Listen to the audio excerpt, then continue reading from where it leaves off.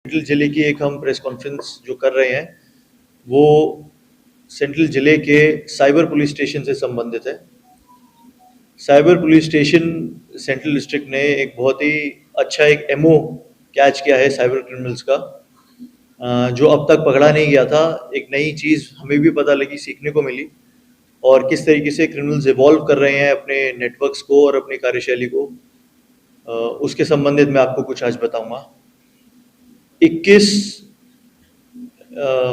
बल्कि और 19 को लेते हैं, 19 जुलाई 2026 को वेस्ट पटेल नगर के एक 88 ईयर ओल्ड आदमी का फ़ोन चोरी हुआ। 88 ईयर ओल्ड बुजुर्ग है, उनका एक फ़ोन चोरी हुआ 19 जुलाई को।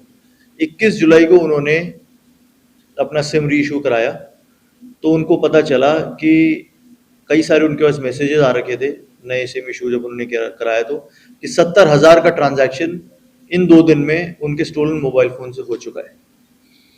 तो वो एकदम उनको जब पता लगा, उन्होंने बिना पैनिक किए हुए बहुत ही अच्छी सूझबूझ का उन्होंने एक बयान दिया, और 1930 पे उन्होंने सीधा सीधा कॉल किया, जो हमारी साइबर हेल्पलाइन है 1930, और 23 को उनका एक केस रजिस्टर हुआ। केस जब रजिस्टर हुआ तो हमें पता चला कि ये जो 70,000 रुपये उनके बैंक अकाउंट से निकले हैं, ये डिफरेंट म्यूल अकाउंट्स के थ्रू दूसरी स्टेट्स में गए हैं।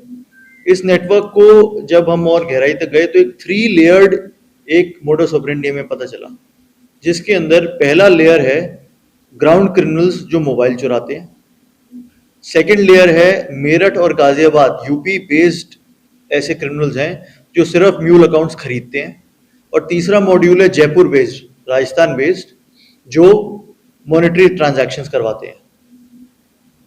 इसके अंदर हमें ये पता चला कि ओवरऑल 65 लाख का ट्रांजैक्शन अब तक ये लोग कर चुके हैं, और इनका एमओ बड़ा सिंपल है। इनका ये है कि मोबाइल चुराओ टीम ए से, टीम बी क्या करेगी, उस मोबाइल के थ्रू जो फाइनेंशियल डिटेल्स हैं वो लेते हैं और बैंक अकाउंट्स एक्सेस करते हैं, और बहुत सारे म्यूल अकाउंट्स इन्होंने यूपी में खरीद रखे हैं, यहाँ से वहाँ पे म्यूल अकाउंट्स के बीच में कनेक्ट करवाते हैं और ये पैसा वहाँ ट्रांसफर करते हैं। और जो नंबर 3 की टीम है, जो जयपुर वाली टीम है, वो क्या करती है, उनके पास पॉइंट ऑफ सेल मशीन्स हैं और भी मोबाइल फोन्स, लैपटॉप्स, एक कॉल सेंटर उन्होंने बना रखा है, उससे वो सारा पैसा सिफन ऑफ कर देते हैं, डिफरेंट जगह भेजते हैं।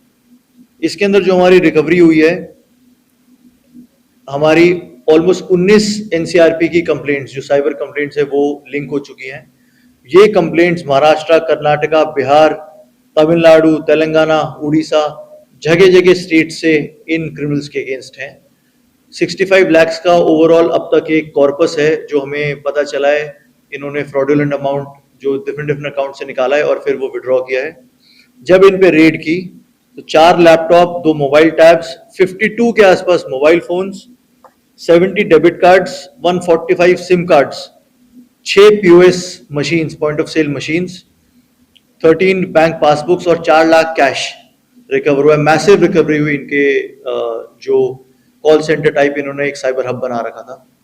इसमें इंटरेस्टिंग चीजें 2 हैं। पहली बात यह है कि मोबाइल फोन चुराने वाला कोई और है और ट्रांजैक्शन करने वाला कोई और है, तो ये अब एक एंटरप्राइज की तरह काम कर रहे हैं, जिसके अंदर डिवीजन ऑफ वर्क हो चुका है कि जो छोटे क्रिमिनल्स हैं उनको साइबर ट्रांजैक्शन का कुछ नहीं आइडिया, कुछ नहीं पता है, उनको ये यूटिलाइज करते हैं सिर्फ डिवाइस लेने के लिए। फिर एक कुछ ऐसे जो सोशल इंजीनियरिंग में ज्यादा बेहतर है लोग, जो लोगों से बात करने में या लोगों को बहलाने फुसलाने में, उन लोगों को ये रखते हैं म्यूल अकाउंट्स लेने में। बहुत ही लोअर तबके के लोग हैं इकोनॉमिकली, जो 500 रुपये, 600 रुपये, 400 रुपये पे अपना अकाउंट बेच देते हैं। उन लोगों को बहलाने फुसलाने में ये वाली टीम जो यूपी वाली है, मेरठ गाजियाबाद बेस्ड है, वो इस टीम में काम करती है। और तीसरा जो बैकएंड पे जो जयपुर बेस्ड है, वो हाईली स्किल्ड टेक्निकल लोग हैं जो सारा अमाउंट को इधर से उधर सिफन ऑफ करते हैं। इनफैक्ट ये भी पता चला है कि इन्होंने कुछ मर्चेंट आईडीज भी इन्होंने ले रखे हैं, जिसके बेसिस पे इन्होंने बैंक से point of sale machines issue करा रखी है, जिसकी वजह से ये बहुत ही इजीली पैसे को लिक्विडेट भी कर देते हैं। अकाउंट से उनको इन कैश कराना है, वो भी ये बहुत इजीली करा देते हैं। तो पहला ये जो एमओ ये पता चला जो इंटरेस्टिंग है। दूसरी चीज ये पता चली है हमें कि जो ये मोबाइल फोन्स जो लोग चुराते हैं, ऐसा भी अब तक देखा गया, जैसे हमारे वाले ही इस केस में देखा गया कि मोबाइल फोन इनका चुराया और इनकी ट्रांजैक्शंस हो गई हैं, लेकिन इनका मोबाइल फोन या सिम कार्ड अब तक यूज में नहीं आया है। तो अगर सिम कार्ड यूज में नहीं आया है और फिर भी अगर ट्रांजैक्शंस हो रही हैं, तो इसका ये मतलब है कि इनके पास, अब ये तहकीकात चल रही है, इनके पास ऐसे सॉफ्टवेयर्स हैं जो विदाउट सिम यूसेज, जनरली हमारी ट्रेडिशनल नॉलेज क्या कहती है कि मोबाइल फोन जब चोरी होगा तो उस मोबाइल को एक्सेस करके, सिम कार्ड को एक्सेस करके अकाउंट में जाएंगे, फॉरगेट पासवर्ड करेंगे, ओटीपी लेंगे और उसके बाद हम लोग उस बैंक अकाउंट को एक्सेस कर लेंगे और फिर वहां से ट्रांजैक्शंस करवाएंगे। ये हमारी ट्रेडिशनल नॉलेज ये कहती है। लेकिन इसमें हमें ये पता चला है कि उस सिम कार्ड का अब तक यूज नहीं हुआ है। इनफैक्ट वो सिम कार्ड का यूज तब हुआ है जब हमारे ही विक्टिम ने रीइशू कराया और अपने पास रखा है। तो क्रिमिनल्स के पास उस सिम कार्ड का यूसेज अब तक नहीं देखा गया है, लेकिन फिर भी ये ट्रांजैक्शन हुई है।